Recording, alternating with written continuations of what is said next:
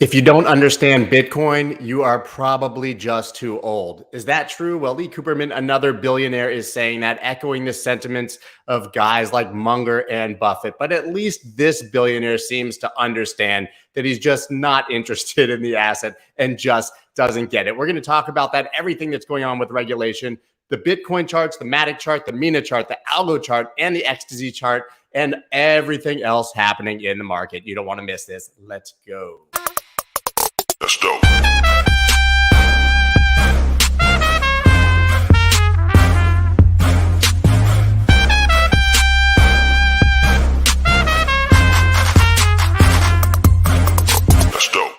What is up, everybody? I'm Scott Melker, also known as the Wolf of All Streets. Before we get started, please subscribe to the channel and go ahead and give that like button a little tickle right there. And speaking of subscribing to the channel, we are only 10,000 subscribers away from 100,000 when I will be triggering my giveaway of $5,000 in Bitcoin and Ethereum, 10 individual winners of 500 each. All you have to do is subscribe to the channel, hit that button down below. We are getting very close, and I want to give you guys my money. But now let's dig into all of the news that's driving the markets, because there is just so much. It seems that everybody is talking about Bitcoin right now. Everybody is talking about crypto right now, up to the highest levels of government. We mean senators, Congress people, regulators, and of course, sovereign nations like El Salvador. But in the first story that we have here, as you can see, if you don't understand Bitcoin, you are old, says billionaire Cooperman.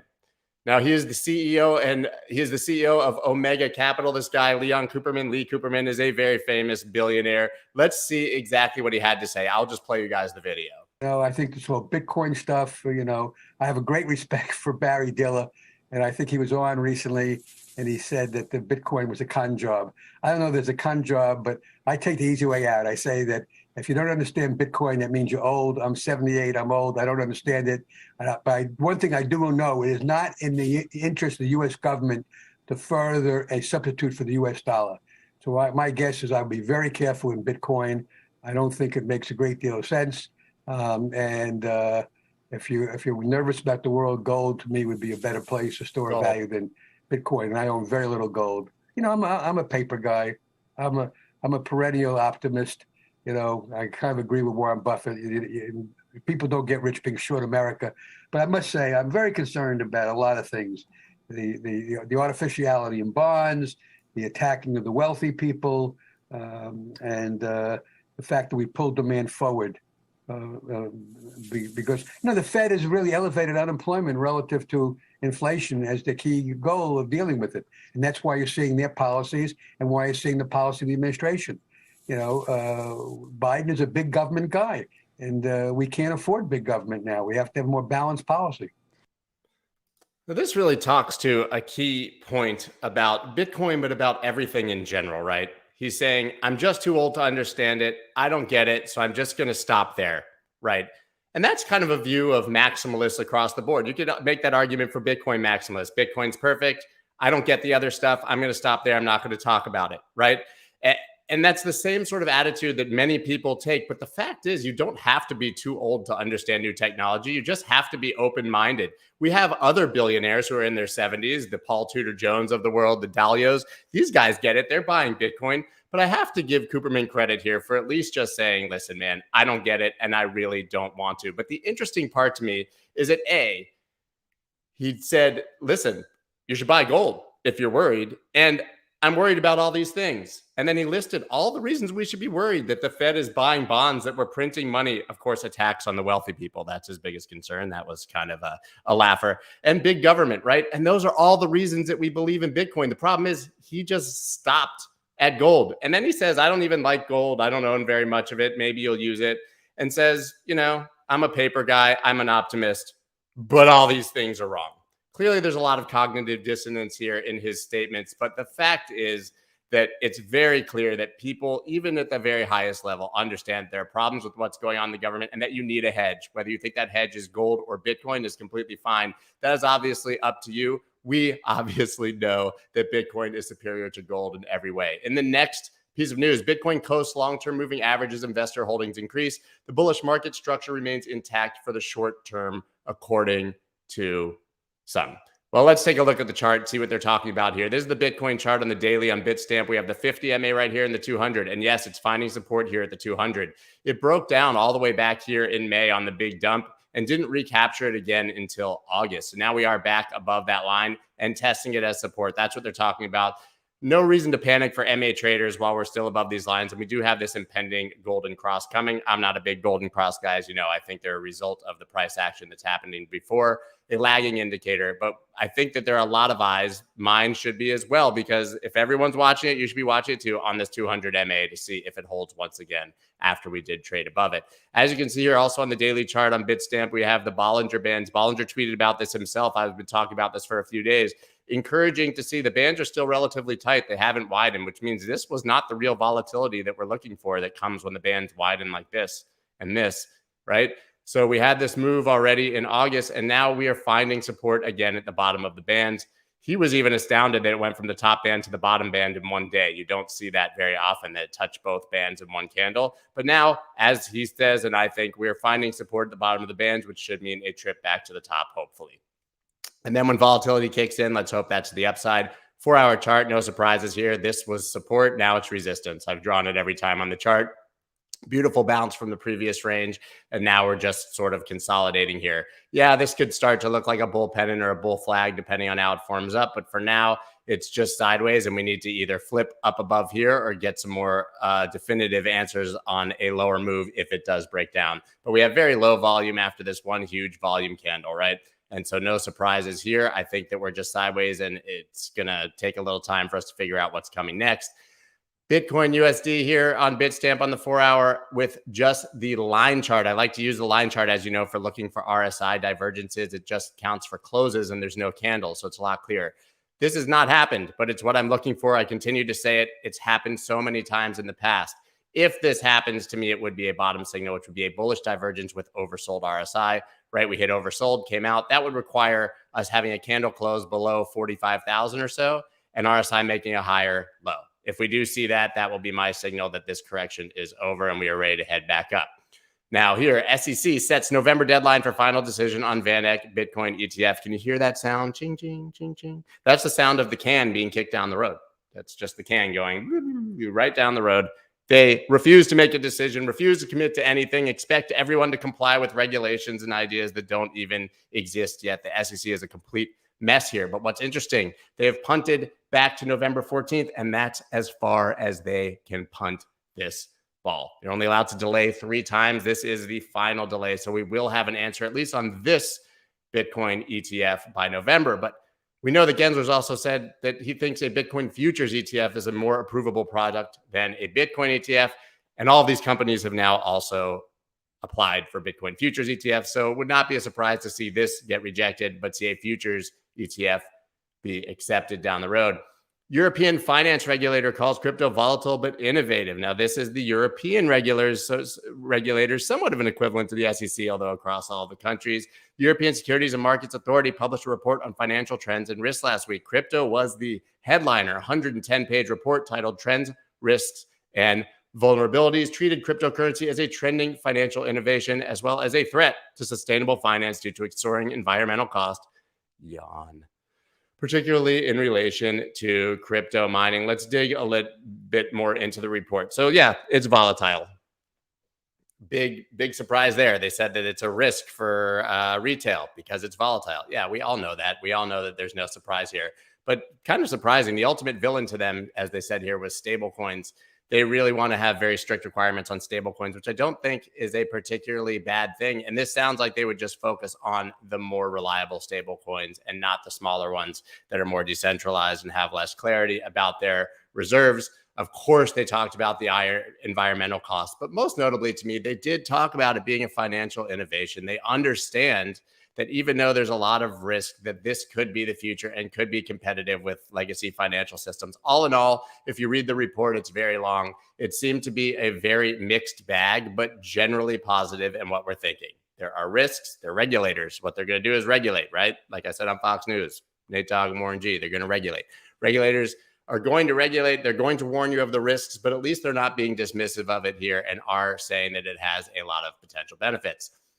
Giancarlo on Coinbase SEC Clash, don't apply 90-year-old statues. We all love this guy, Giancarlo. We call him Crypto Dad. He was a CFTC chairman previously. And he basically said, yeah, man, these are old ass laws. You guys have some flexibility. Why don't you use it and stop being such assholes? Here's what he said. The chairs of regulatory agencies have a fair amount of discretion in terms of applying rule sets.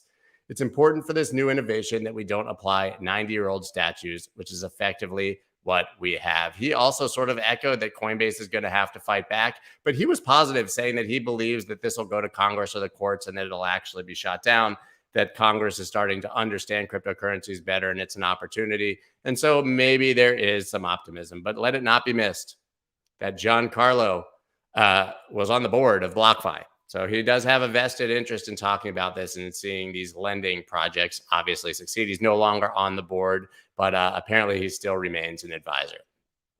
In big news, Mastercard to acquire crypto tracing firm CipherTrace. Details of the acquisition were not enclosed. But what CipherTrace does is it basically looks for fraud and illicit transactions on blockchains. It can track 900 cryptocurrencies. This is a huge move by Mastercard coming into the space. They would not have done this unless they were really advancing their interest in cryptocurrencies and making sure that what they're going to be doing in the future is safe in the space. So this is huge. We know that Visa is basically already all in on cryptocurrency. Mastercard's not playing around. They're coming in as well. This probably harkens a future of their own coins and offering crypto services. Amazing. Polygon integrates Mina protocol, bringing privacy to Ethereum scaling solution. Mina protocol's privacy-preserving technology will now be supported on the popular Ethereum scaling solution, Polygon. Now, if you guys are not familiar with Mina, they actually used to be a sponsor of my podcast. So I did a pretty deep dive into what they did, and it's very, very cool. Here they summed it up. The technical jargon can be boiled down to this. By using zero-knowledge proofs, these type of applications can keep certain features hidden from different parties. Basically, if you're asked to give all of your information to a certain party, they can dumb that down into a single proof that without giving that information says, yes, all this information is true on a very light blockchain. So it's huge to see this coming to Polygon and going everywhere else because it's a major advancement for all of us in our privacy. I'm going to quickly take a look at both the Polygon Matic, that's Matic chart, and the Mina chart and see if they've moved as a result. Matic chart still boring, trading sideways. These are all your key levels. This news obviously did not really make any move. If you are going to trade this, I would just kind of use all these levels as support and resistance moving forward.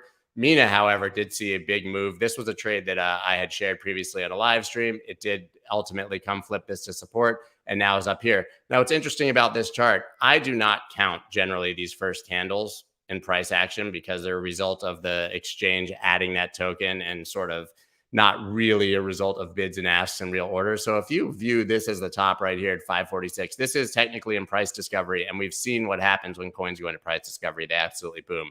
This candle leaves a bit to be desired.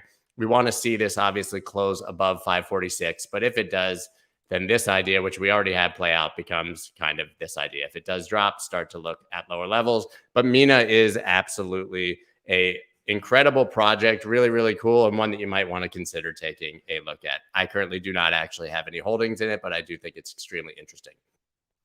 Algorand price doubles in 2 days as Ethereum rivals ascend. We talked about this briefly yesterday, but the news that was sort of added to this story, yes, we know that Algorand was booming because layer ones are going crazy. It was lagging. Solana went, Avalanche went. We're seeing Polkadot move. Of course, Algorand's going to move as well. But sort of the missed news and all the El Salvador news was that they will utilize Algorand's proof of stake blockchain network for infrastructure and services. This has very little to do with their adoption of Bitcoin, but it is huge that they're adopting cryptocurrency at a national level.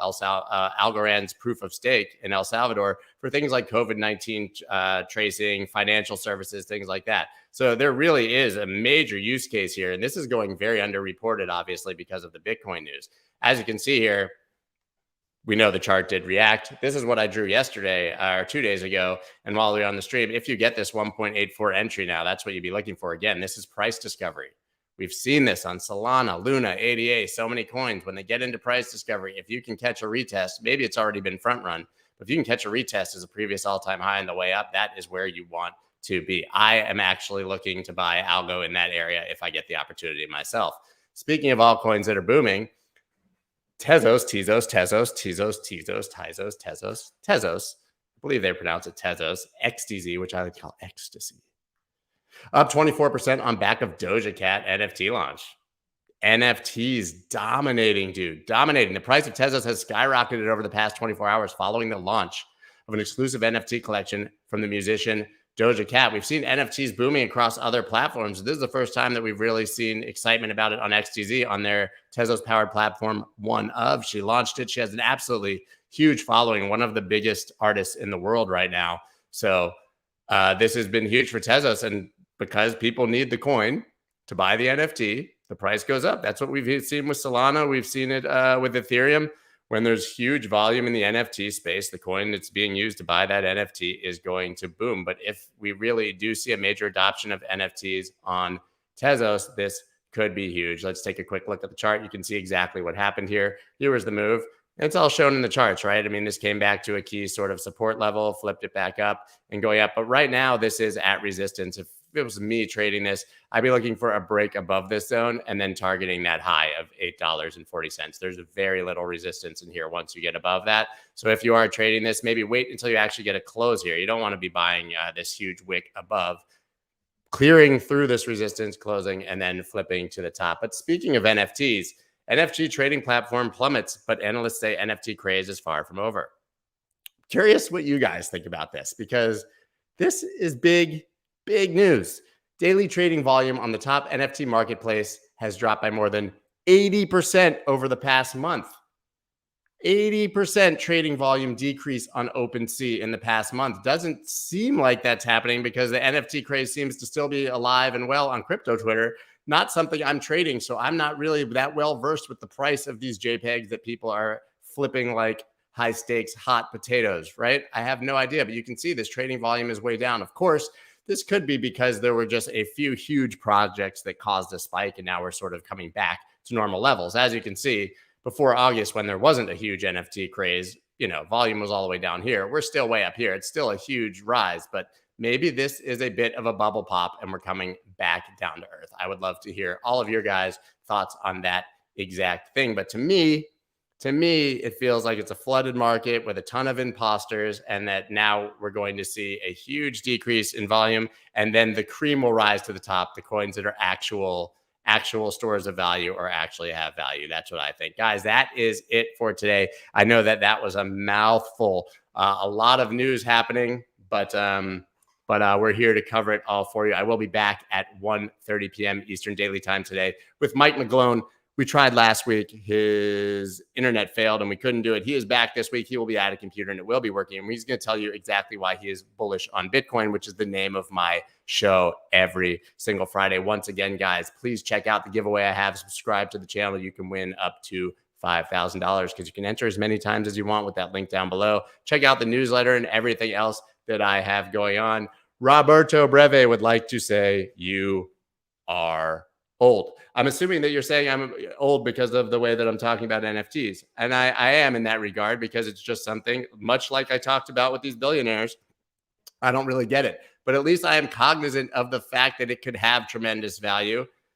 And comparing NFTs in general to Bitcoin is not really accurate. It's a single asset. I think there are NFTs that will absolutely rise in value, store value, and will be worth millions and millions and millions down the road. But I don't think that applies to your pudgy ape, camel toe, unicorn face cartoon that somebody made up to capitalize on a trend just yesterday. Guys, that is all I have for you. I will see you all this afternoon. Peace. Let's go.